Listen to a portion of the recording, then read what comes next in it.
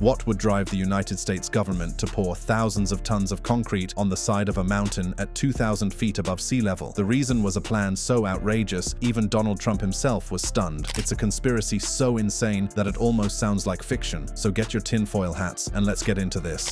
The mega construction. This isn't a dam, this isn't a highway. This was something hidden, something buried, something that required not just resources, but secrecy. Imagine the sheer magnitude of it. Thousands upon thousands of tons of concrete hauled up a mountain road, layer after layer poured into a design that ordinary citizens were never supposed to see. And when whispers of its purpose began to surface, when journalists and whistleblowers began piecing the story together, the question wasn't just what the US government was building, but who they were building it for. Because if you think this was just about national security, think again. We're talking about a project that cost millions, maybe billions, and yet remained largely invisible to the public eye. We're talking about a mountain that became a symbol of excess, paranoia, and secret planning. But what was it? What could possibly justify such an extraordinary outpouring of material, labor, and secrecy? And why did so many people, from construction workers to military insiders, describe it as one of the most bizarre projects they had ever been part of? To really grasp how insane this is, let's rewind. According to reports, planning for this project began in the late 1990s, long before Trump ever entered the political stage. At that time, America was emerging from the Cold War, but still reeling from decades of paranoia about nuclear threats, terrorism, and cyber warfare. Intelligence agencies and defense contractors were quietly lobbying for a new kind of safety measure. Not a traditional military base, not a radar station, something else. It started innocuously enough, a proposal for a hardened communications hub, one that could supposedly survive EMP attacks and coordinate government responses in the event of catastrophe. But as often happens in Washington, once the money started flowing, the scope began to expand. Contractors began requesting more funding. Engineers began drawing more elaborate plans. And before long, what was supposed to be a modest security project morphed into a behemoth. By the time ground was broken, the numbers were staggering. Thousands of workers cycling in and out, hundreds of trucks hauling concrete daily, and entire sections of the mountain cordoned off with military-grade fencing. Local residents whispered about the strange convoys rumbling through at night, headlights off, escorted by armed personnel. And yet, official explanations were vague at best. Infrastructure improvements, federal installation upgrades, routine construction. And here's where it gets even more interesting. Some of the workers brought in for the project didn't even know what they were building. That's not unusual for top-secret government work, but it's the way they described their experiences that raised eyebrows. Heavy machinery running non-stop for weeks, ventilation shafts being carved deep into the mountain, cavernous chambers disappearing underground, and always the concrete, thick, reinforced, poured with an urgency that suggested every hour mattered. That's when Trump comes into the picture. According to accounts from insiders who briefed him when the details of the mountain project were laid out during his time in office, Trump was genuinely taken aback. This is a man who branded himself as a builder, a developer, and yet even he, who spent his career erecting skyscrapers and golf resorts, allegedly struggled to wrap his head around the sheer waste and scale of what the US government had done on that mountain. Think about that. When a man who built Trump Tower, who boasted about the size of his casinos and hotels, is shocked at your construction project, you know you've gone way, way beyond reason. But this wasn't just about wasted money. No, this was about secrecy, about control, about a shadowy decision to bury something so massive, so permanent, that the public might never have known about it, if not for the leaks. And the deeper investigators dug, the stranger it got. Some reports suggested the installation wasn't just a communications hub, it was also a secure repository, a place where data, artifacts, maybe even people could be hidden away in the event of disaster. Other theories went further. Experimental labs, weapons storage, even continuity of government facilities designed to protect elites while ordinary Americans were left behind. Now, let's pause for a second and really consider the gravity of what this means. Because projects of this scale don't just happen in the background of government operations. They require committees, they require approvals, they require signatures, paperwork, and budgets that stretch into the billions. And yet this mountain project, this hidden concrete fortress, slipped under the radar for years. How does that even happen? The answer, according to insiders, is both chilling and familiar: intentional obfuscation. Budgets were disguised, shuffled across departments, and buried within larger bills. What looked on paper like infrastructure maintenance for highways, energy grid resilience, or even basic national park upkeep was, in reality, a funneling of resources into the mountain project. This wasn't oversight, it was strategy. Someone wanted to keep this hidden. And here's the kicker. Even seasoned members of Congress, people who'd been signing off on budgets for decades, had no idea that this specific project existed until the leaks began surfacing. So, who was behind it? The short answer is defense contractors. The long answer is a coalition of private companies with deep ties to the Pentagon, all of whom stood to make a fortune from the project. These weren't your average construction firms. These were the same names tied to military bases, missile silos, and classified research facilities. And when you look at the profits, it's easy to see why they'd be eager to keep pouring concrete, literally and figuratively. But here's the uncomfortable truth. If the project really was as critical to national security as officials claimed, why wasn't the American public told? Why wasn't there even a whisper of debate about whether this was necessary? After all, we're talking about a fortress built with taxpayer dollars. Shouldn't the taxpayers at least know what their money was being used for? This is where the secrecy takes a darker turn. If this was just about national defense, fine. But ask yourself, why the secrecy? Why the lies? The truth uncovered.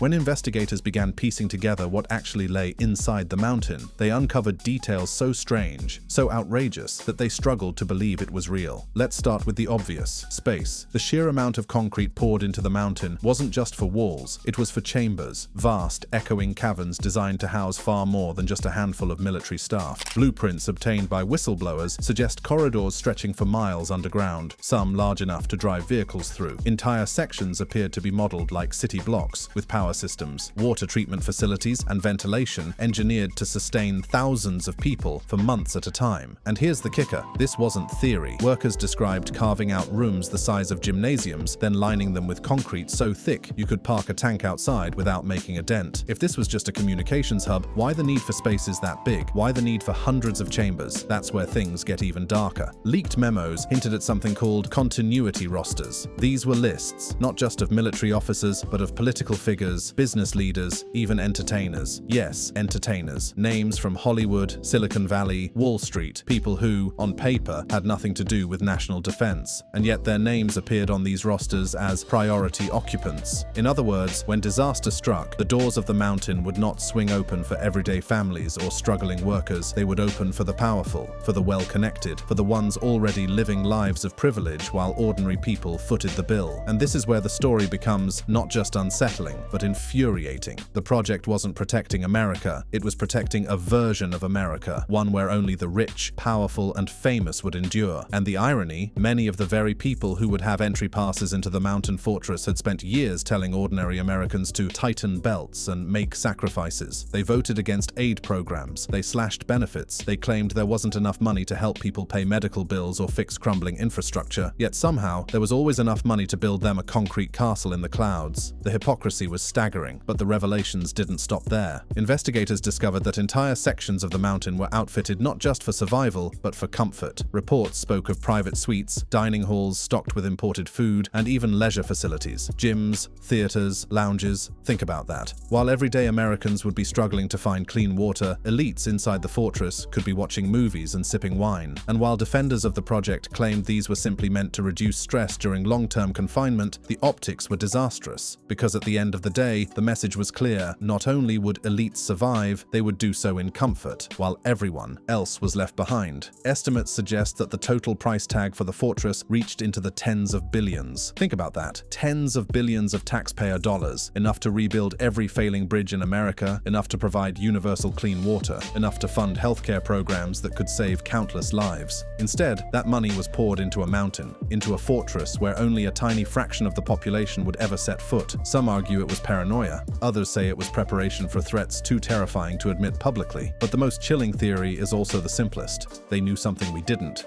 And if that's true, if the US government poured thousands of tons of concrete into a mountain not just for defense, but because they were preparing for an inevitable disaster, then the next logical question is, what disaster were they expecting? That's the million-dollar question. And here's where things take a turn from unsettling to downright chilling. Because depending on who you believe, the answer changes, not slightly, but drastically. Different insiders, different leaks, different whistleblowers, all pointing toward different catastrophes. Yet in each version, one detail stayed consistent. The threat was considered inevitable, not if, but when. Let's start with the official line. The mountain fortress was described as a continuity of operations site. In bureaucratic language, that simply means a backup plan, a place where essential government functions could survive if Washington, D.C. were compromised. That explanation sounds reasonable on paper. After all, history has shown us the need for such precautions. Think of Cold War bunkers like Cheyenne Mountain or Raven Rock. So, in theory, this fortress was just a modernized version of old security doctrine.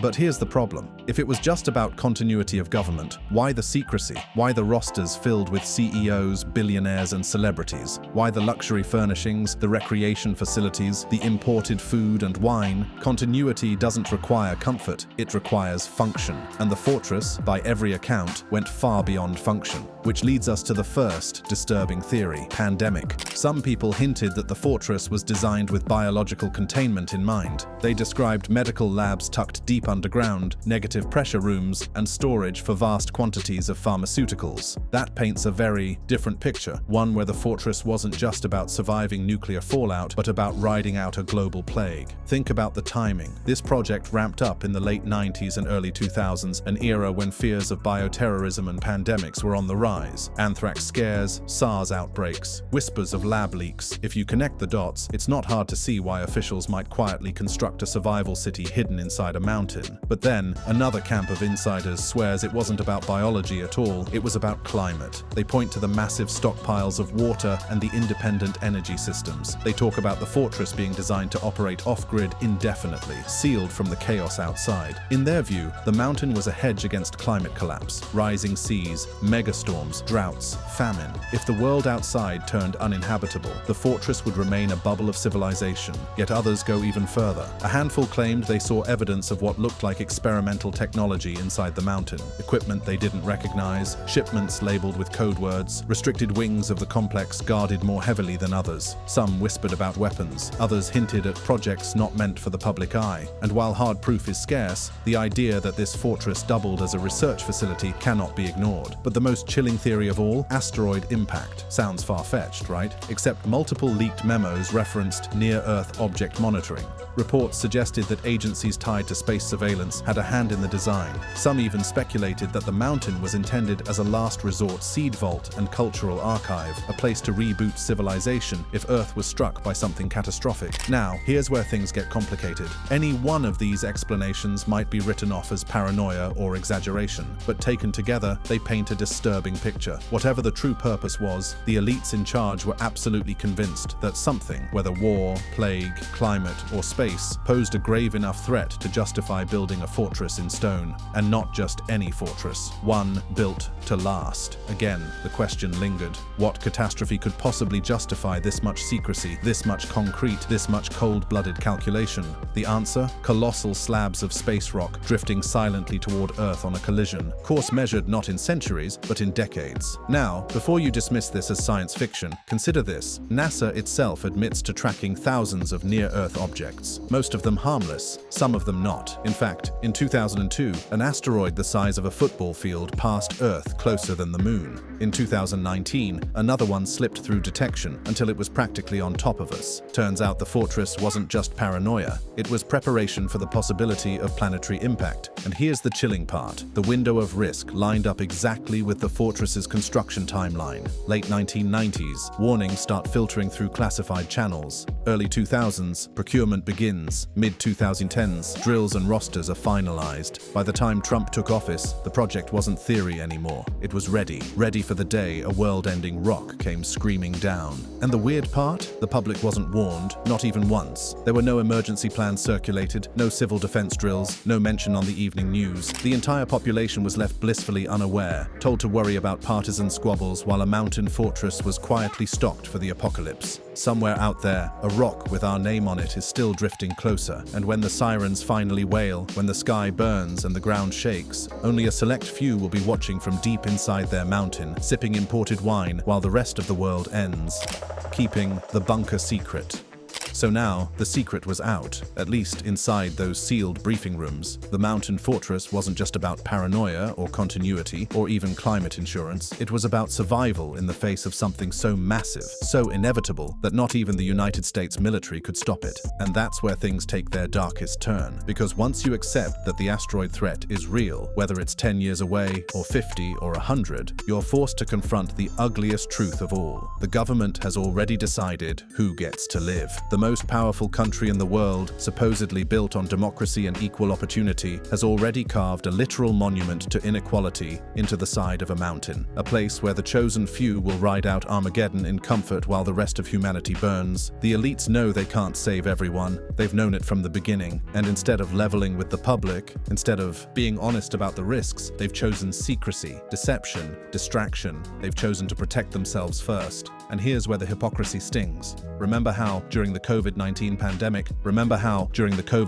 pandemic, ordinary Americans were told to mask up, to stay home, to flatten the curve, while politicians, celebrities, and billionaires held private parties and retreated to second homes. Multiply that hypocrisy by 1,000, and you start to glimpse the mindset behind the mountain fortress. It's not about all of us making it, and once you see the fortress through that lens, every detail starts to feel sinister. The luxury furnishings aren't just excess, they're proof the elites plan to wait as long as necessary, even years, while the rest of humanity dies off. The rosters aren't just logistics, they're a death sentence for those not included. The secrecy isn't just caution, it's deliberate abandonment. Now let's ask the question that really matters. Why does this matter to you? Because if the fortress is real, and all evidence suggests it is, then it means the people in power have already accepted that civilization as we know it could end, and they've decided not to tell us. Instead, they've chosen to keep us distracted with culture wars, partisan politics, and endless debates about trivial issues, all while the real threat, the existential one, looms silently above us. Society is built on trust in the idea that the government works for the people,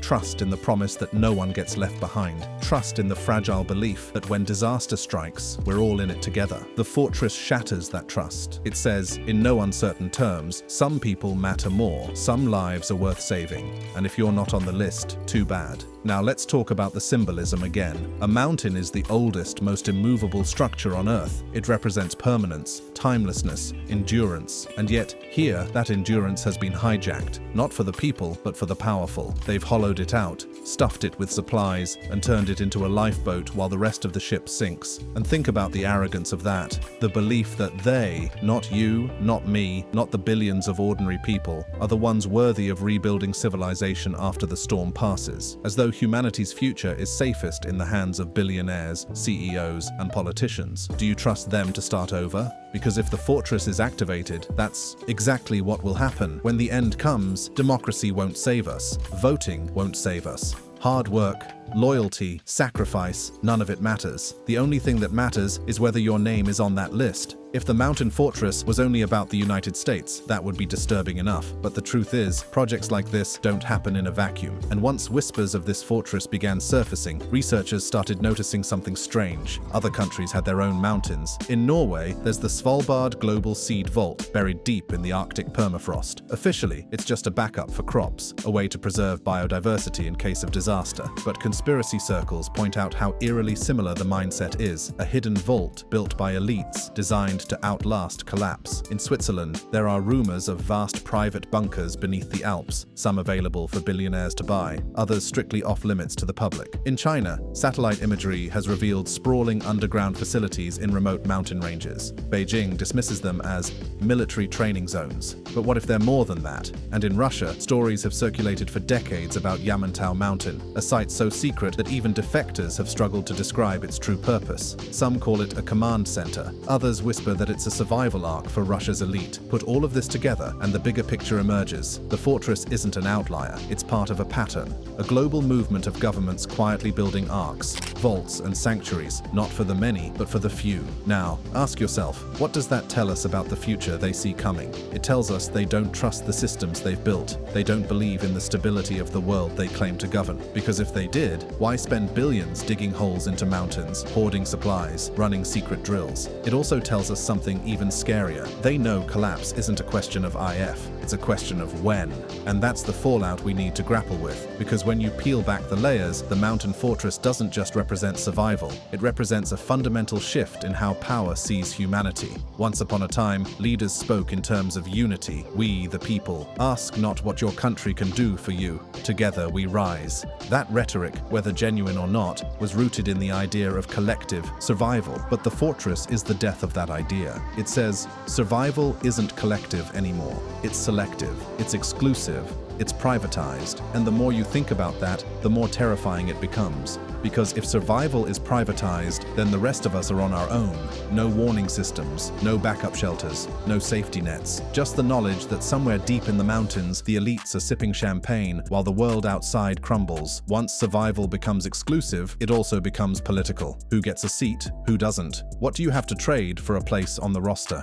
Think about the leverage. A senator who votes the right way might secure a seat for themselves. A billionaire who funds the right program might guarantee their family's entry. Media figures, tech moguls, even influencers. Suddenly, their loyalty isn't about ideology, it's about survival. That means the fortress isn't just a bunker, it's a tool of control. And if you don't believe that, just consider history. Throughout the Cold War, nuclear bunkers weren't just about safety, they were about power. Whoever controlled access controlled obedience. The same logic applies here, only on a scale far more chilling. Now let's take the fallout even further. What happens after the catastrophe? Let's say the asteroid comes. Let's say the climate collapses. Let's say the plague spreads unchecked. The fortress seals its doors. Years pass. Outside, billions die. Eventually, the doors open again. Who walks out? Not farmers, not teachers, not mechanics, not nurses, CEOs, politicians, generals, bankers. The very people who drove the system into collapse are the ones entrusted to rebuild it. And that's the nightmare scenario. Because what kind of civilization do you think they will create once they're the only ones left? Do you imagine a fairer world? A kinder world? Or will they build an even more rigid hierarchy? One where survival itself is a privilege only the powerful can afford? That's the real fallout. Not just the end of life as we know it, but the end of fairness, trust, and equality. The end of democracy in any meaningful sense. A reset where the same elites who abandoned us once get to decide, unchallenged, how humanity begins again. According to leaks, the fortress is stocked with servers, hard drives, cultural archives, the seeds of not just survival, but civilization itself. They're curating which pieces of our culture make it into the next world and which don't. That means the story of humanity after the catastrophe will be told by them, edited by them, filtered through their values, their priorities, their worldview. And if that doesn't terrify you, it should, because survival is one thing, control of the narrative is another, and the fortress gives them both. So let's strip away the secrecy, the bureaucracy, the layers of spin. It's not just a bunker, it's a mirror, a cold, brutal reflection of how power really works when everything is on the line. And when you look into that mirror, you don't see democracy, you don't see fairness, you don't see justice, you see the people who were supposed to protect you building an escape hatch for themselves instead. And here's the part that burns the most. They'll never admit it, they'll never level with you, they'll smile on TV, shake hands at rallies, talk about shared sacrifice and working together. But deep down, they know that when the sirens wail and the skies burn, you won't be standing next to them in that fortress. You'll be outside, with everyone else. And doesn't that say it all? Thank you for watching this video. If you'd like to watch another fascinating video like this, click on one of the boxes on your screen right now.